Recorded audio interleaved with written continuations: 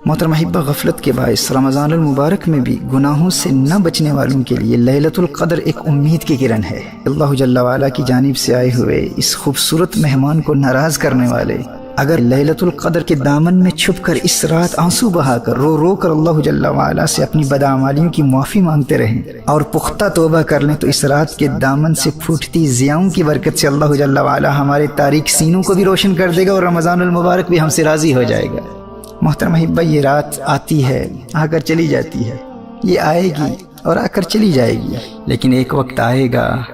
جب یہ رات آئے گی پر ہم نہ ہوں گے۔ آج دنیا میں کتنے اہل ایمان اس رات کے آنے سے قبل ہی موت کی آغوش میں جا پہنچے۔ شکر ادا کرو اللہ کا کہ اللہ نے تمہیں اس رات تک زندہ رکھا۔ سنن ابن ماجہ کی حدیث نبی کریم صلی اللہ علیہ وآلہ وسلم نے ارشاد فرمایا، جو شخص اس رات سے محروم رہ گیا گویا کہ تمام کی تمام بھلائی سے محروم رہ گیا، اور اس کی خیر سے محروم نہیں مگر وہ شخص جو حقیقتاً محروم ہے۔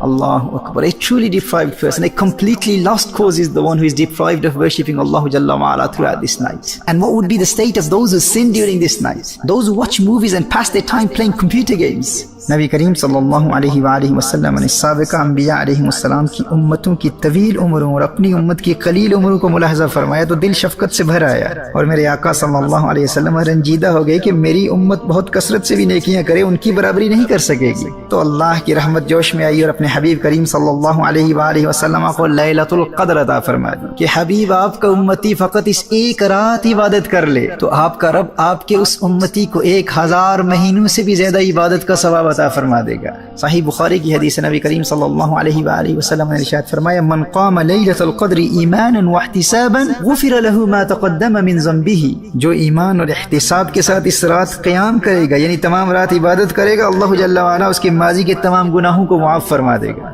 امام قرطبی علیہ رحمہ نے سیدنا کعب الاحبار رضی اللہ تعالی عنہ کے حوالے سے سورۃ القدر کا ایک شان نزول یہ بھی بیان کیا ہے کہ بنی اسرائیل کے ایک بادشاہ کے 1000 شہزادے تھے،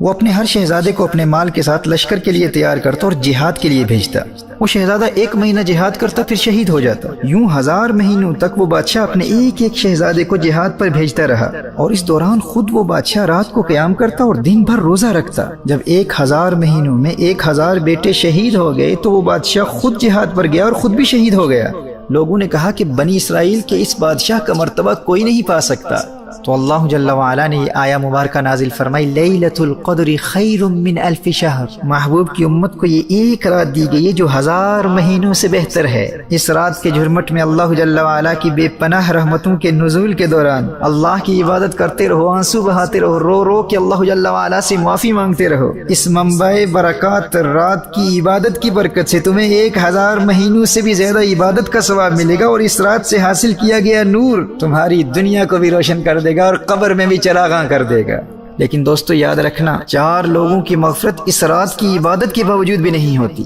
نمبر 1 عادی شرابی، نمبر 2 والدین کا نافرمان، نمبر 3 قاطع الرحم، رشتہ داروں سے تعلقات توڑنے والا، نمبر 4 آپس میں بغض و کینہ رکھنے والا، آپس میں قطع تعلق کرنے والا۔ تو جن کے والدین ناراض ہیں سب سے پہلے والدین کے قدموں سے لپٹ کر ان سے معافی مانگو۔ اگر اس رات کا نور حاصل کرنا چاہتے اور مغفرت کے حقیقی طلبگار ہو تو والدین کو راضی کر لو، رشتہ داروں سے فوراً صلح کر لو، شراب سے فوراً توبہ کر لو، اور جن اہل ایمان سے ناراضگی ہے یا دل میں بغض و کینہ ہے ان تک فوراً پیغام صلح پہنچاؤ۔ تاخیری حرب اختیار مت کرو، مت کہو کہ آئندہ مستقبل میں پھر موقع ملا تو صلح کر لیں گے۔ کیا ضمانت ہے، کیا گارنٹی ہے ہمارے پاس کہ لیلۃ القدر ہمیں پھر ملے گی، رمضان المبارک ہمیں پھر نصیب ہوگا؟ یہ موقع قسمت والوں کو ملا کرتا ہے۔ جو اس رات کی برکات سے محروم رہا، حدیث کی روشنی میں اس سے بڑا محروم کوئی شخص نہیں ہے، وہ حقیقتاً محروم ہے۔ صحیح بخاری کی ایک حدیث ہے، نبی کریم صلی اللہ علیہ وآلہ وسلم نے ارشاد فرمایا، لیلۃ القدر کو رمضان المبارک کے آخری 10 کی طاق راتوں میں تلاش کرو، اور صحیح بخاری کی دوسری حدیث میں ارشاد فرمایا کہ آخری 7 راتوں میں تلاش کرو۔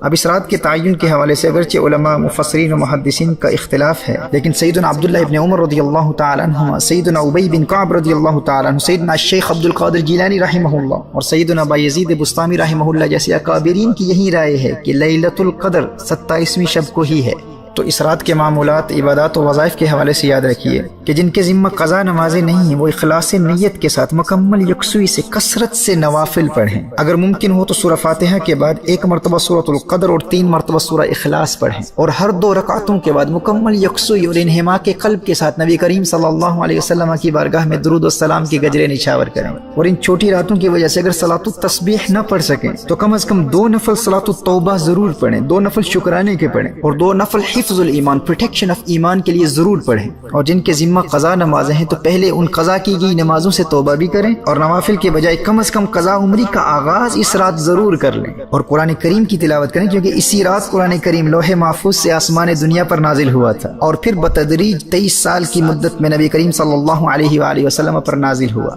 جامع ترمذی کی روایت ہے، حضرت سیدتنا عائشہ رضی اللہ تعالیٰ عنہ عرض کرتی ہیں، یا رسول اللہ صلی اللہ علیہ وسلم، اگر مجھے شب قدر کا علم ہو جائے تو کیا پڑھوں؟ نبی کریم صلی اللہ علیہ وسلم نے ارشاد فرمایا، یوں دعا مانگو، اللہم انک عفو تحب العفو فاعف عنی، اے اللہ تو معاف کرنے والا ہے اور معاف کرنے کو پسند کرتا ہے، لہٰذا مجھے بھی معاف فرما دے۔ یہ شب قدر کا خاص وظیفہ، اسے کثرت سے پڑھیں، اللہم انک عفو تحب العفو فاعف عنی۔ اور اگر دنیا و آخرت کی ہر بلا اور ہر مصیبت سے نجات چاہتے ہیں اور ہر دشمن سے حفاظت چاہتے ہیں تو سنو، مولا علی کرم اللہ وجہہ الکریم ارشاد فرماتے ہیں، جو لیلۃ القدر میں سورۃ القدر 7 مرتبہ پڑھ لیتا ہے تو اللہ جل وعلا اسے ہر بلا سے محفوظ فرماتا ہے، اور 70,000 فرشتے اس کے لیے جنت کی دعا کرتے ہیں۔ تو گناہوں سے توبہ کے ساتھ ساتھ 7 مرتبہ سورۃ القدر اس رات ضرور پڑھیے گا۔